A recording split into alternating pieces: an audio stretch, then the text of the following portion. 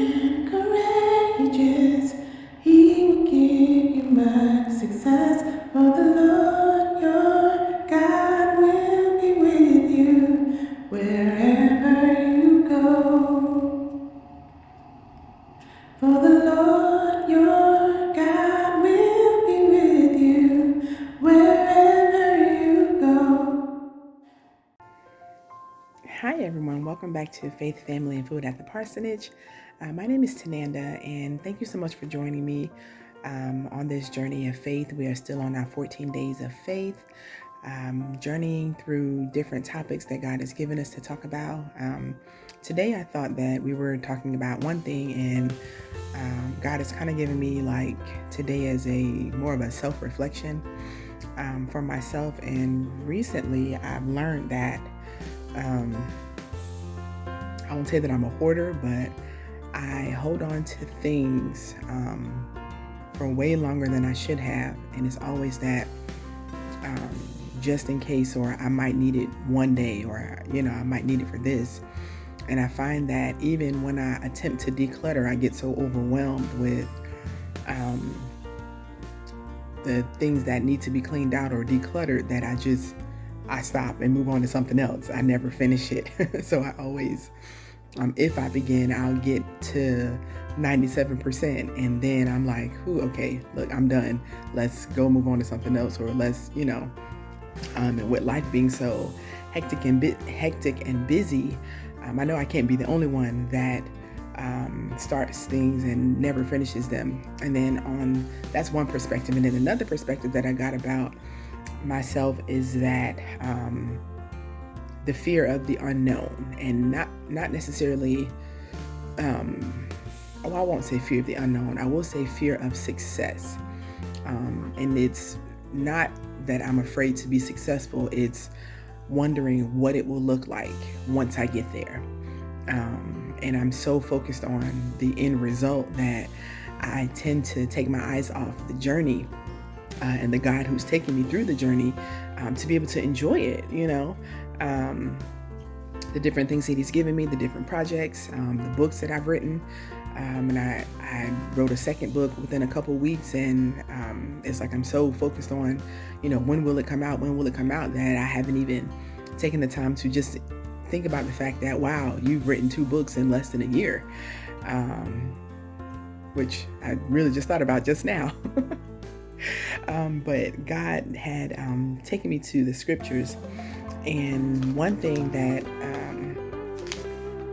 he pointed out was Abram, whose name was changed to Abraham, but here in Genesis he's talking to him and his name is still Abram, and just how much faith he had in God, and not even where God had to be standing next to him or performing miracles in front of his face. God simply spoke and Abram believed. And I'm reading from Genesis 15, verse 5 in the NLT Bible. And it says, "Then the Lord took Abram outside and said to him, 'Look up into the sky and count the stars if you can.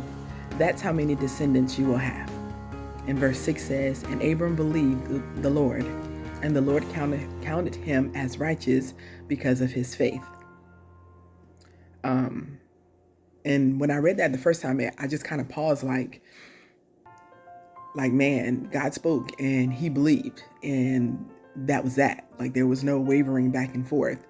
And now he did listen to Sarai and get Hagar pregnant to have a child. However, he still believed God for what it was that God had said, but he was also trying to please his wife. And that's one thing that sometimes we do, find ourselves people-pleasing instead of listening to what it is that God has told us and to follow his instructions on how to do it. Not being so focused on the timeline and the minute details, but just being obedient in the instructions that God has given us. And recently I realized that the projects that I have going on, I'm so focused on the outcome that I haven't even asked God, well, how do you want this to happen? Like even the, what is it called? Materials list that I have is like, okay, God, when do you want me to purchase this, or whatever the case may be. But yeah, I just was doing a little self-reflection on today, and I wanted to share with you guys just in this journey of faith. I can say and speak for myself that my faith does go up and down, and it's really just depending on what obstacles are in my way, what it is that I'm facing, and what it is that I'm looking at through my natural eyes versus my spiritual eyes, and knowing that God is God and who He say He is, and He's a provider. And like Hagar said, He is the God who sees. And sometimes I forget that it doesn't matter where I am in life or what problem I find myself facing, God sees me. And so I say that to you guys today, whoever's watching, that God sees you. Whatever it is that you're facing, whatever mountain, whatever valley, whatever Red Sea, oh my gosh, God sees you, and He always makes a way. And just like I say on every other video, remember that faith will always see you through. Go back to your word. Look up Abram and those that were in the hall of faith. Go through their stories and see what the difficulties and obstacles they faced, but they still believed God in faith. And for that, they were counted as righteous. Even Enoch was taken because of his righteousness. He didn't even die. God took him. But it was because of his faith in God that he was able to be taken and not have to die or suffer. You know what I'm saying? So I say to you, faith will always see you through no matter what. I ask that you stay with us through these 14 days of faith. I know that it may seem weird for us to talk about, wealth and health and those things regarding faith. However, faith is needed in every aspect of our life in order for us to believe that we will be wealthy, and not just money-wise, but wealthy in our health, our body, our children, future generations. We have to have faith to believe that God has brought us this far, so He won't let us down now.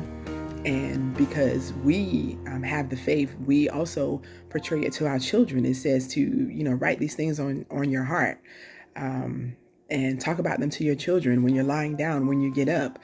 So it's something that we live out each day, so that when our children are grown, they can look back and say, well, mom and dad went through this, and we watched them get through it to the end because of their faith. So that means that if I'm facing something similar, or if I'm facing something that I've never seen before, I know that I can still have faith in God to see me through it. And so the way that we live out our lives, our children are watching us each and every day. I hear my kids say things, and I just shake my head sometimes, because I'm like, wow, they are really paying attention to what we say. I mean, even in our tone of voice and how they say the things that kind of mimic what we speak and how we talk to them. So I say, make sure that your conversation is seasoned well with salt, and not hatred, not bitterness or anger, because your kids are watching. And so you want them to grow up with the same faith, knowing that when you believe that Christ walked on water and He called Peter out of the boat, that you had the same faith to believe that you could do the same. And that's the same faith that you want to instill into them. So that's all I have, just a little self-reflection of the day. I pray that you all are blessed for the evening. Have a good weekend. I'll see you guys tomorrow in a new video. But I say stay on this journey with us through our 14 days of faith again. And we will see you guys on tomorrow. Don't forget to like, subscribe, share, comment. And any of you, if you have any testimonies of where you maybe struggle a little bit in your faith going into any new obstacles or new seasons that you were that you didn't know what the outcome would be, I ask that you share it in the comment section. That way we can lift each other up in the faith and encourage one another. And that's all I have. Once again, I won't ramble on. I won't close again. But you guys have a wonderful evening. Thank you so much for joining me. Be blessed. Bye.